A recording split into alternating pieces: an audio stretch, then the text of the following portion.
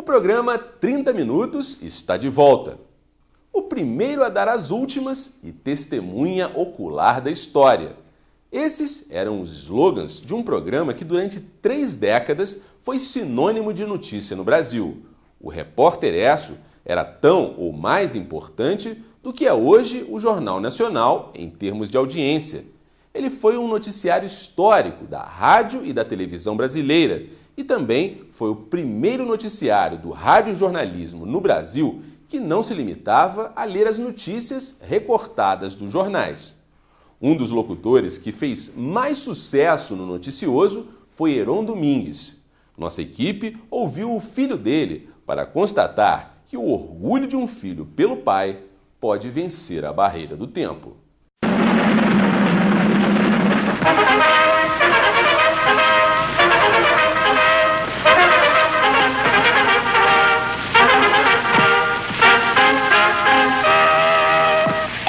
Atenção, Beverly Hills, Califórnia, faleceu Carmen Miranda. Durante décadas, quando os brasileiros ouviam essa voz no rádio, paravam tudo o que estavam fazendo para prestar atenção nas notícias.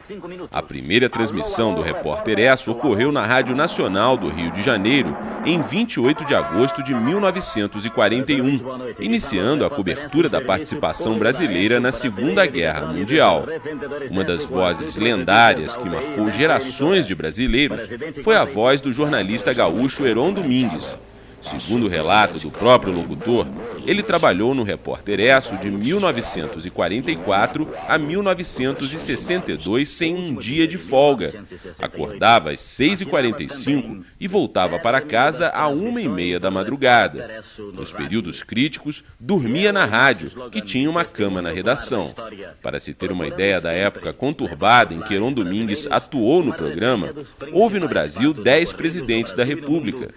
Durante a guerra, ele dormia na Rádio Nacional com um fone de ouvido diretamente ligado à agência de notícias UPI. Sempre que havia uma notícia importante, o próprio Heron colocava a emissora no ar e transmitia a notícia. E no mês em que os pais são homenageados, o 30 Minutos procurou o filho de Heron Domingues, Afonso Domingues, para saber qual a imagem que ele guarda do pai até hoje, 37 anos depois da morte desse famoso radialista. O homem que me ensinou a paixão pela vida, o amor pela verdade, o respeito pela vida, pela experiência intensa da vida. Era um homem apaixonado pela vida. E certamente aquele que me trouxe os mais importantes referenciais de vida, de valores. Para Afonso, que perdeu o pai quando tinha apenas 17 anos, as maiores lembranças que ele tem são relacionadas à carreira de Heron Domingues como jornalista. Meu pai vivia a profissão 24 horas por dia. Outro dia alguém me perguntou qual era a religião do meu pai, eu disse jornalismo. Ele vivia o jornalismo 24 horas por dia. E lá em casa era um escritório, não era uma casa comum. Nós recebíamos pessoas de todas as camadas da sociedade, políticos. Meu pai estava sempre ativo, ele trabalhava em casa. Então, eu tenho lembrança desses momentos emocionantes. Minha casa, isso que a gente está fazendo aqui agora, gravando, acontecia desde a minha infância. Eu tenho uma foto com meu pai, eu ainda no colo dele, e ele me botando no microfone do Repórter Esso. Afonso lembra até hoje que era difícil sair na rua com o pai sem que ele fosse constantemente assediado pelos fãs. Eu não podia ir à praia com meu pai. Nós morávamos em Copacabana. E eu nunca conseguia ficar na praia sozinho com meu pai, passear alguns metros com meu pai, porque ele era assediado o tempo todo, pessoas vinham falar com ele e ele adorava falar com as pessoas. Ele era um falante apaixonado, ele gostava de conversar com todo mundo, ele não tinha problema de parar de conversar com qualquer pessoa. Então essa era uma lembrança que às vezes, puxa vida, às vezes eu queria uma certa exclusividade, é um pouco chato ser filho de um pai famoso. Justamente por isso. Mas olha, não guardo nenhuma frustração, pelo contrário, ele sempre me preencheu como pai, como um referencial de homem, como um referencial de continuidade, de e principalmente de amor pelo Brasil. Ele gostava de ser brasileiro, né? A voz de Heron Domingues era tão marcante e o repórter Esso tinha uma credibilidade tão grande que a maioria dos brasileiros só acreditou que a Segunda Guerra Mundial tinha acabado depois que a notícia foi divulgada pelo programa. Essa mesma voz, tão respeitada pelos ouvintes da época, também era ouvida com atenção por Afonso, através de conselhos que ele jamais se esqueceu.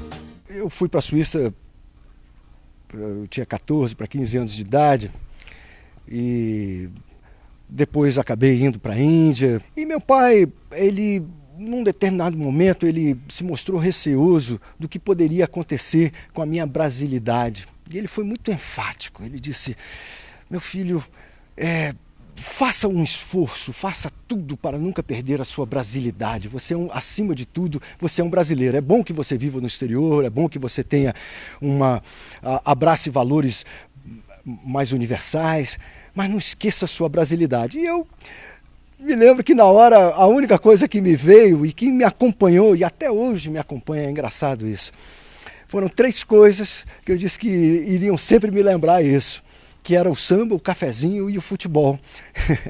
E esses 3 elementos da minha brasilidade foram realmente me acompanhando anos, mesmo quando eu morei na Índia, quando eu morei no Oriente, viajei, sempre tinha esses 3 elementos presentes na minha vida. Afonso viveu muito tempo na Índia e a cultura desse país acabou influenciando muito na criação dos filhos. Hoje, além de nomes indianos, os 5 filhos foram educados seguindo os princípios dos Vedas, nomes dados aos 4 textos escritos em sânscrito que formam a base do extenso sistema de escrituras sagradas do hinduísmo. A gente é uma colcha de retalhos. A minha vida foi uma colcha de retalhos e eu acabei abraçando valores que fogem um pouco da nossa cultura, que fogem um pouco do nosso comum, como você disse. Mas na realidade eu procurei sempre encaixá-los dentro da nossa realidade. Esse que eu acabei de falar sobre o samba, cafezinho e futebol, eu adoro a cultura brasileira, eu adoro as coisas do Brasil, mas quis mostrar para eles que existe algo muito maior, que a gente precisa se relacionar, né? Existem esses valores aqui culturais, esses valores que são do nosso país, que são importantíssimos para a gente formar uma identidade, mas há também uma importância muito grande da gente se relacionar com algo que está além do social e do cultural e até mesmo do religioso, algo mais sagrado. Então eu tentei passar esses valores, não como religião, eu tentei passar algumas coisas para eles. Não sei se eu posso dizer que eu sou um bom exemplo. A gente está tentando aí até hoje, graças a Deus, meus filhos estão bem aí no mundo, estão bem inseridos dentro do contexto brasileiro, realmente abraçam alguns valores não muito ortodoxos, como você diz, mas eles estão seguindo aí a vida deles, estão bem encaixados e acho que vão ser grandes homens. Deus é grande. E num mundo tão conturbado, tão cheio de informações, mais ainda do que na época em que a voz de Heron Domingues era sinônimo de notícia, qual será, na visão de Afonso, o papel dos pais na vida dos filhos? Nós, aqui principalmente no Ocidente, mas no mundo inteiro, mesmo no Oriente, em toda parte, nós enfatizamos mais os valores materiais. E infelizmente esses valores materiais, a gente sabe, eles são efêmeros, eles passam. Então, um pai hoje se esforça muito para garantir o material dos filhos, a continuidade material dos filhos, e tenta representar esse aspecto sólido de continuidade. Eu, a meu ver, acho que, claro que sem dúvida, sem negar a importância de você suprir, de representar algo e de oferecer um caminho para que seus filhos possam se realizar, prosperar no mundo e ter uma estabilidade confortável. Eu acho mais do que tudo importante você oferecer valores que vão ultrapassar essa efemeridade da vida material.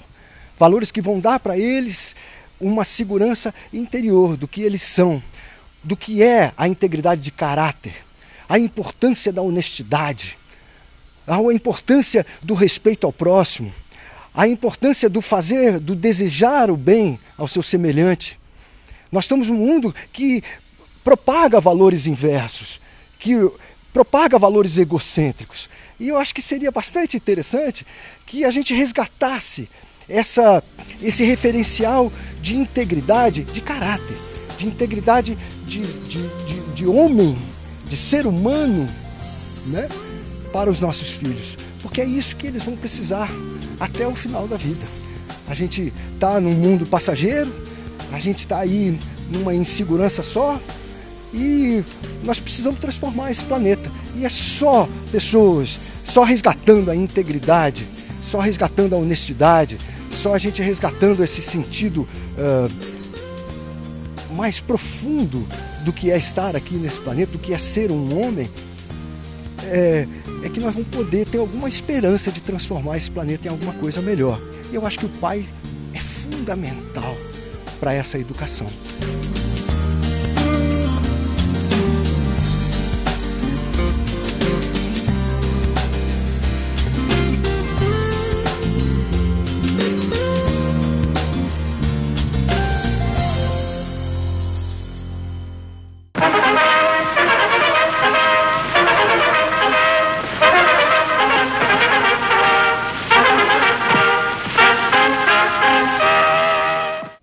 Hoje, o 30 Minutos falou sobre a importância da figura paterna na vida dos filhos.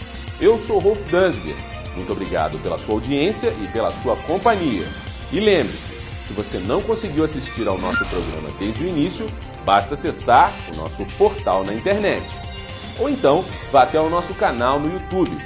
Você também pode ficar por dentro de tudo o que acontece nos nossos programas através das principais redes sociais: Orkut, Facebook ou Twitter. A gente se vê. Tchau.